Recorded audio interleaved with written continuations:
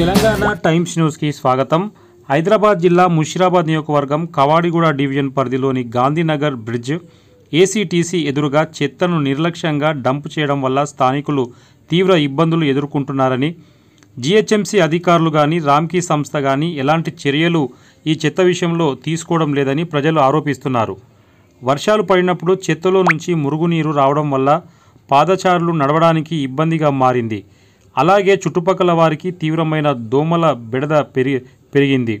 స్థానికులు viral fever, malaria, typhoid వంటి వ్యాధులతో బాధపడుతున్నారు. ఓట్ల కోసం మాత్రమే కనిపించే స్థానిక ఎమ్మెల్యేలు, కార్పొరేటర్లు ప్రజలకు ఇబ్బందులు వచ్చినప్పుడు ఎందుకు కనిపించరని స్థానికులు ప్రశ్నిస్తున్నారు. ప్రభుత్వాలు మారినా ప్రజల కష్టాలు మాత్రం మారడం లేదని వారు ఆవేదన వ్యక్తం చేస్తున్నారు. బస్తీ మధ్యలో ఉన్న చెత్త డంపింగ్ యార్డులను వెంటనే తొలగించి ప్రజల ఆరోగ్యం, ప్రాణాలు, పిల్లల ప్రాణాలు కాపాడాలని వారు ప్రభుత్వాన్ని కోరుకుంటున్నారు.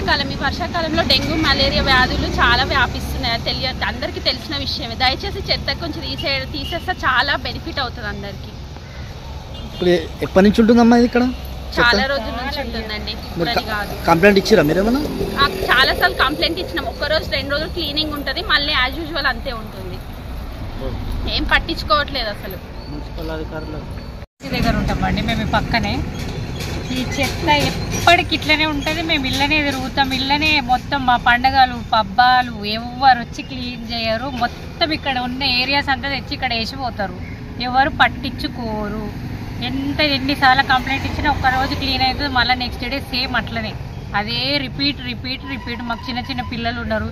ఈ దారిని స్కూల్కి వెళ్ళాలి, కాలేజీలకు వెళ్ళాలి, పనులకు వెళ్ళాలి. ఇవే గలీజ్ ఎప్పటికీ. మాకు హెల్త్ బాగుంటలేదు. పిల్లలందరికీ జ్వరాలు, వైరల్ ఫీవర్లు, దగ్గులు. చెప్పండి అమ్మకి ఎప్పుడైనా వర్షతుంటాయి.